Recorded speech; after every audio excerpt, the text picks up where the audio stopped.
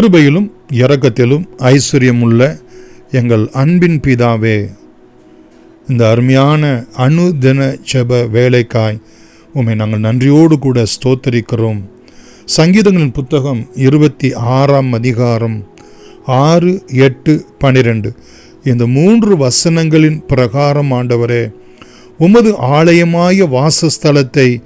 நாங்கள் வாஞ்சிக்கவும், ஆண்டவரே அந்த ஆலயத்திலே உம்முடைய அதிசயங்களை விவரிக்கவும்,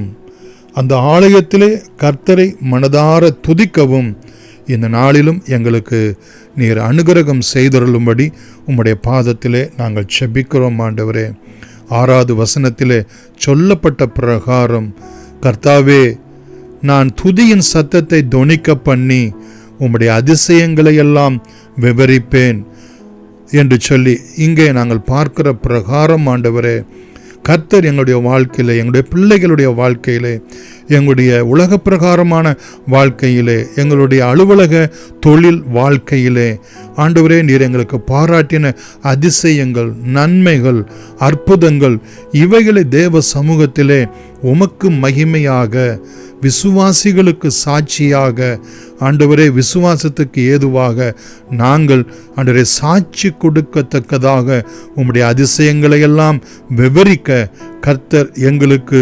ஆண்டவரே உணர்வுள்ள ஆவியை கட்டளையிடும்படி உம்முடைய பாதத்திலே நாங்கள் நன்றியோடு கூட உம்மை ஸ்தோத்தரிக்கிறோம். சுவாமி, 8வது வசனத்திலே சொல்லப்பட்ட பிரகாரம், கர்த்தாவே உமது ஆலயமாய வாசஸ்தலத்தையும் உமது மகிமை தங்கிய ஸ்தானத்தையும் வாஞ்சிக்கிற ஒரு இருதயத்தை எங்களுக்கு கிருபையாய் அருளும்படி செபிக்கிறோம். சங்கீதக்காரனாகிய தாவீது சொல்லுகிறது போல, ஆகாமிய கூடாரங்களில் நான் 1000 நாள் இருப்பதை பார்க்கலும்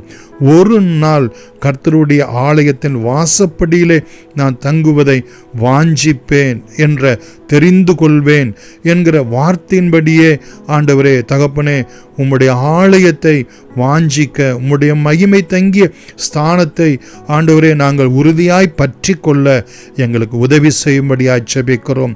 ஆலயத்திலே உம்முடைய வஸ்திர தொங்கலினாலே நீர் எங்களை நிரப்புகிறதை ஆண்டவரே ஆவியிலே நாங்கள் உணர, உம்மை துதிக்க எங்களுக்கு நீர் உதவி செய்யும்படியாய் உம்முடைய பாதத்திலே நாங்கள் செபிக்கிறோம். ஆண்டவரே, 12வது வசனத்தின் பிரகாரம், என் கால் செம்மையான இடத்திலே நிற்கிறது, சபைகளிலே நான் கர்த்தரை துதிப்பேன் என்கிற வார்த்தையின்படியே சுவாமி, இந்த வாரம் முழுவதும் ஆண்டவரே எங்களுக்கு செம்மையாய், நீதியாய்,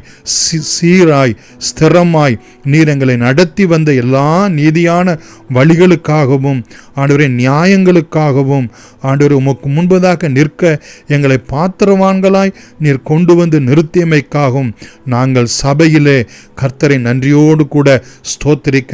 உம்முடைய பரிசுத்த ஸ்தலத்திலே ஆண்டவரே பரிசுத்த அலங்காரத்தோடு கூட உம்மை தொழுது கொள்ள,